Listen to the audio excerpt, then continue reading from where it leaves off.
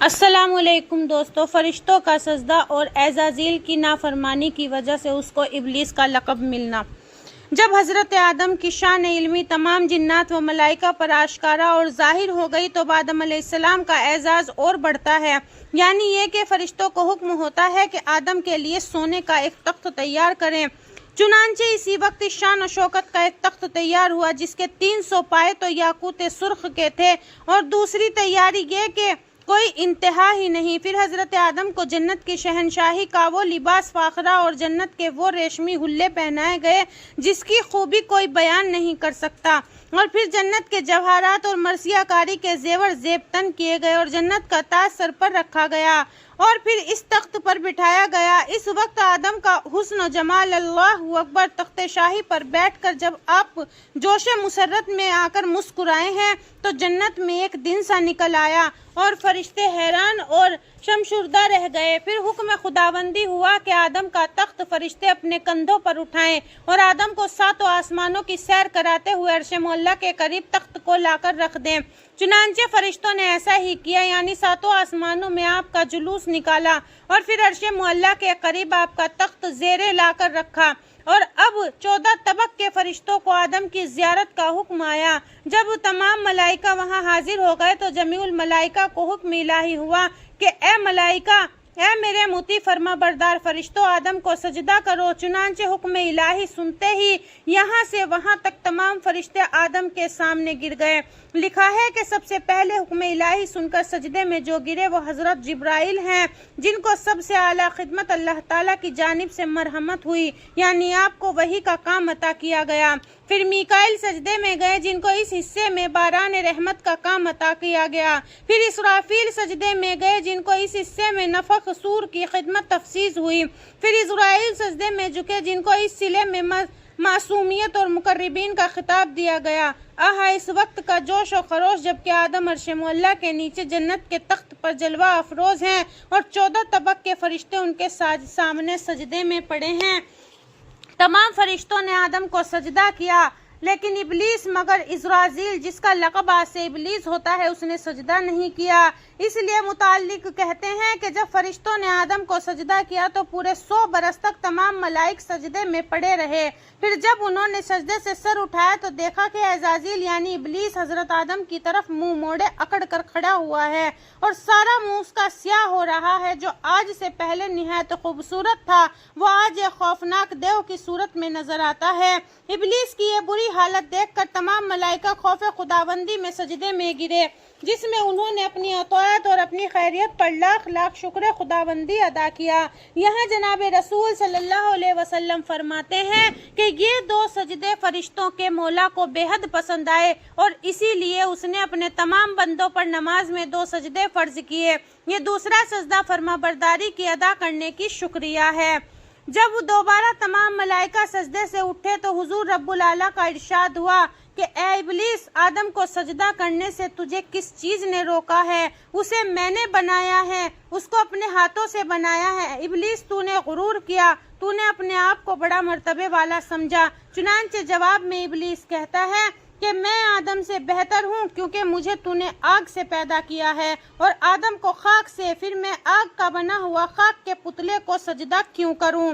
کتب تفاسیر و تواریخ میں مرقوم ہے کہ ابلیس نے صرف اس زعم میں یہ نافرمانی کی کہ آدم کا اصل و اعلیٰ اور افضل نہیں ہے، یعنی مٹی کی اصل ہے، مگر ابلیس خاک کی بزرگی اور اس کی صفات سے بالکل غافل رہا، اور اس کی خوبیوں میں سے ایک خوبی یہ بھی ہے کہ ذہن میں نہ آئی، اسے یہ خبر بھی نہ تھی کہ خاک میں بے انتہا بردباری کا مادہ ہے جو عالم کے بوجھ کو آسانی سے کھینچ سکے گا، اور وہ بارائے برادری سے منہ نہ پھیرے گا اور تمام جہاں کو فائدہ پہنچائے گی۔ جو کوئی اس کے ساتھ جفا کرے گا یہ اسی کے ساتھ وفا کرے گی، اور جو کوئی اس میں امانت رکھے گا یہ اس میں خیانت نہ کرے گی بلکہ بہت کچھ بڑھا کر اسے دے گی، اور ہر حال میں فروختی اور تواضع اور انکساری اس کا شائبہ ہوگا۔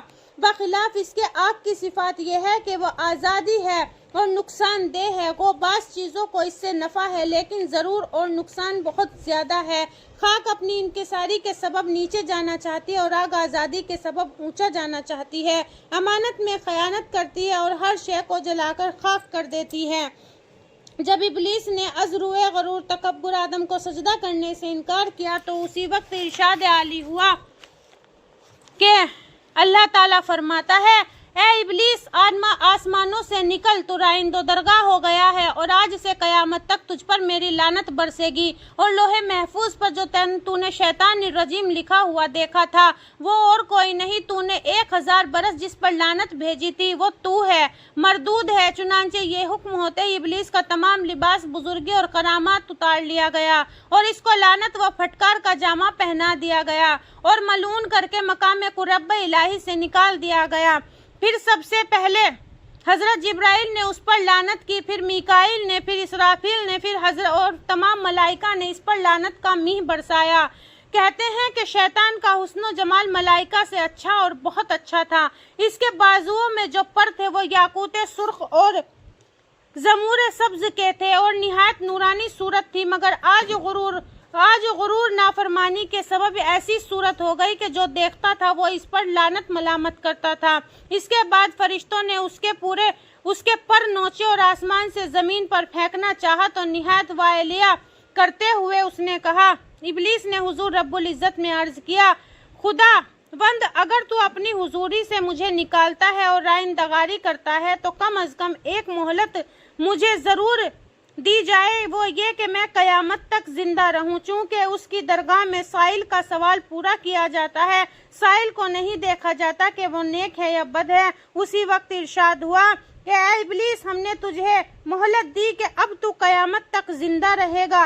बस जब कयामत तक जिंदा रहने का उसे परवाना मिल गया तो फरिश्तों के धक्के खाता हुआ वो कहता हुआ निकला कि ए मौला, मुझे भी कसम है तेरी इज्जत और जलाल की, मैं भी तमाम औलाद आदम को गुमराह करूंगा और हर तरह से उनको बहकाऊंगा, मगर तेरी खालिस बंदी मेरे कब्जे की नहीं होगी।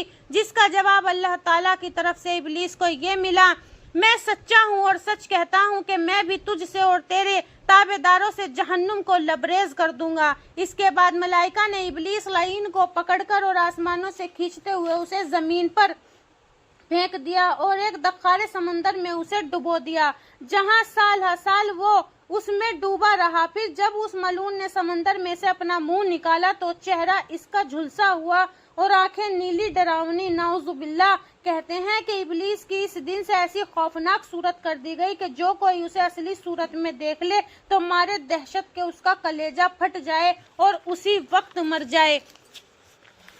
तफसीर कबारी मालिम में मरकूम है कि जब हजरत आदम अलैहिस्सलाम के बारे में फरिश्तों को हुक्म हुआ कि उन्हें अजीमुशान जुलूस के साथ आसमान हफ्तम से जन्नत में ले जाओ तो बमुजब हुक्म रब्बी हजरत आदम अलैहिस्सलाम को मलाइका इस शान से लेकर चले कि अव्वल आपके जिस्म पर 70 हुल्ले रेशम के पहनाए और फिर ताज दरखशा आपके सर पर रखा और मोती व याकूत सुर्ख की मरसियाकारी का कमर पटका आपके कमर से बांध दिया गया और जन्नत के एक बुलंद वाला तख्त तलाई पर आपको बैठाया और तख्त को कंधों पर रखा और 7000 फरिश्ते आपकी अलदरी में दाहिनी तरफ और 7000 बाईं तरफ और 7000 आगे और 7000 पीछे और बेतादाद फरिश्ते आप पर सलातुत ताहियात के अनमोल मोती व जवाहरात निसार करते हुए लेकर चले और इंतहाई जोश और खरोश के साथ हजरत आदम का जुलूस जन्नत की तरफ रवाना हुआ। कदम कदम पर मुकर्रबीन फरिश्ते आवाज देते और पुकारते कि ए रिजवान जन्नत, जन्नत के दरवाजे खोल और जन्नत को इंतहाई दर्जा रास्ता पैरास्ता करके आज आदम सफीउल्लाह की तशरीफ ला रहे हैं। चुनांचे फरिश्तों की आवाज पर रिजवान जन्नत ने कहा, दरवाजा खोल दिया और लाखों लाख फरिश्तों की मदद से जन्नत को आरास्ता पैरास्ता करके खुद आपके इस्तकबाल के लिए जन्नत के दरवाजे पर आकर खड़ा हो गया कि इतने में आदम सफीउल्लाह की सवारी या जुलूस जन्नत के दरवाजे पर पहुंचा, जहां रिजवान जन्नत ने बड़े तफाक से आपका इस्तकबाल किया और फिर खुद ही जी शान जुलूस के साथ हजरत आदम को लेकर जन्नत में दाखिल हुआ। जब हजरत आदम सफीउल्लाह जन्नत में पहुंच गए तो आदम अलैहिस्सलाम के नाम हुक्म खुदावंदी आया कि ए आदम, हमने तुमको अपनी कुदरत के हाथों से पैदा किया और तुम्हारा मिट्टी का कल्ब बनाकर इसमें अपनी खास रूह दम की।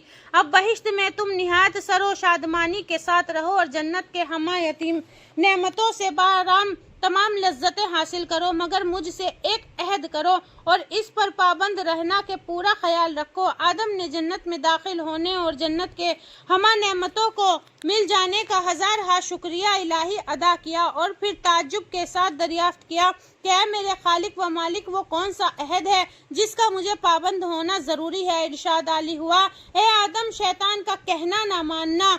इस कसम का जो गेहूं का दरख्त है, इसके करीब भी न जाना। चुनांचे आदम ने इसी वक्त अल्लाह ताला से अहद किया और अपने इस अहद पर फरिश्तों को गवाह बनाया और फिर आदम बाआराम तमाम जन्नत में रहने सहने लगे। इसके बाद तमाम जन्नत के सैर में मशगूल हुए। चुनांचे एक एक जन्नती फर्जंद के मुहालात व बागत आपको दिखाए गए और बताए गए। फिर आप वहाँ के लामहदूद नेमतों से मालामाल होकर जिंदगी निहायत खुशहाली में गुजारने लगे। हजार हाथ किस्म के मेवे नोश करते रहे, रंग बिरंग की नहरें में मजेदार और लज्जतेजार पानी पीते रहे और अजीब सरवर के आलम में है, मगर मकज़ाए बशीरत वहाँ कोई अपना हमजिन्स इंसान न दिखाई देने से आपका दिल उदास है और वो दिमाग बहिश्त में बाग बाग नहीं होता। मालूम ऐसा होता है कि हजरत आदम को अपने किसी मोनिस हम जिन्स की तलाश है और हम जिन्स यानी इंसान की अज़ा बस ज़रूरत है। बाकी का कल की वीडियो में। वीडियो पसंद आए तो वीडियो को लाइक, शेयर और चैनल को सब्सक्राइब करें और दीन के मुतालिक कुछ भी बातें जाननी हो तो प्लीज़ कमेंट करें।